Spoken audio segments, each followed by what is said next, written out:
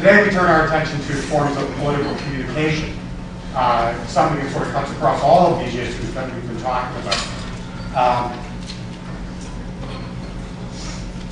Talking about the impact of technology and forms of communication on the way in which citizens keep track of what their government is doing, on the way in which governments will inform the citizens about what it is that they're doing, about the way in which those competing for political power will try and mobilize supporters or convince the unconvinced, and the way in which third parties, most particularly in recent history, the press, will make money as a sort of mediator of all of that, delivering information from one party to another. Of course, there have been dramatic changes in the practice and technology of political communication over time, in speed and scale in which we communicate, in the way in which audiences are sort of assembled and then fragmented again, and the sort of basic effectiveness of forms of political communication. How many people can you reach at once? And of course, as the token historian in the room, I just want to walk you through very basically how we get here. In the 18th century, for much of the 19th century, political communication is really inseparable from forms of political participation.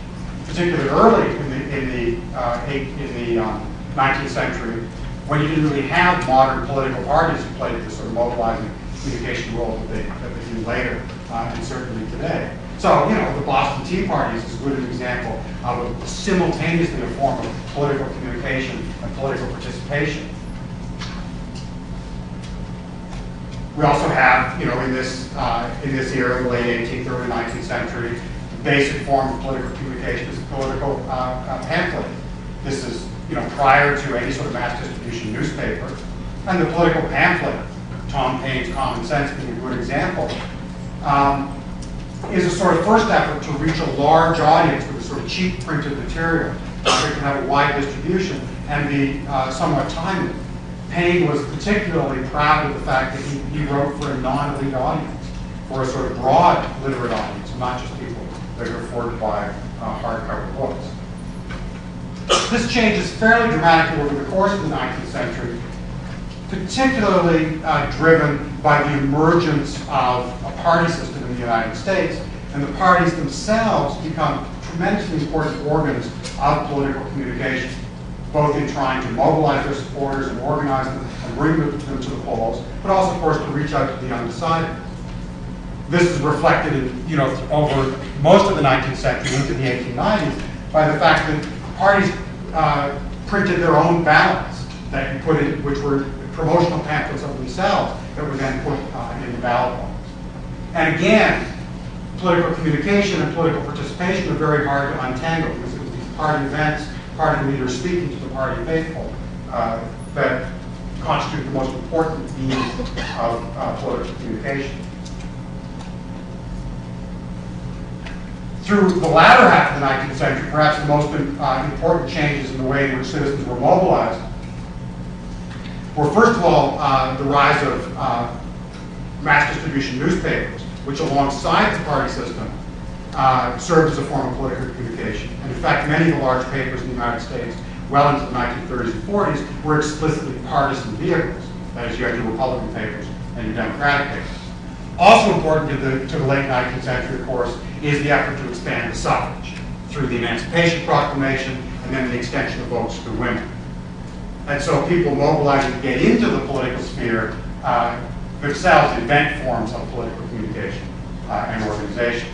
Then as we move into the 20th century, what we'll talk about much of tonight, what really is driving things are changes in technology. The introduction of radio, which becomes an important political force, when Roosevelt begins using it for fireside chats. Again, an example of the government trying to communicate its idea to its citizens. What's interesting about these forms of sort of mass media technology is as each one of them emerges, they're enmeshed in systems of government regulation, which shape the way in which they reach citizens and the way in which citizens view them. And so radio and television, of course, This is the famous Nixon-Kennedy debate from 1960, which many media scholars think that the institution of television itself, showing that haggard Nixon and of course, the charismatic Kennedy might have had an impact on the election. And then that brings us to, of course, the present day. And what concerns us primarily tonight is the impact of what we would call the new media. So, television changes over time when we move from network to cable television and fragment that audience. And now, of course, we're talking about digital forms of media.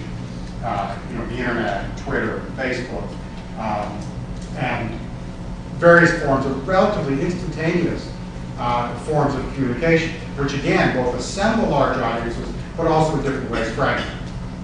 And so we have a distinguished panel of scholars, political activists, political communicators, elected officials who will take their turn at the podium. We're going to start with Colin Tolbert of the Political Science Department, who's going to talk about her work on the digital divide in Chicago. So Pete will do the introduction while I help this set up.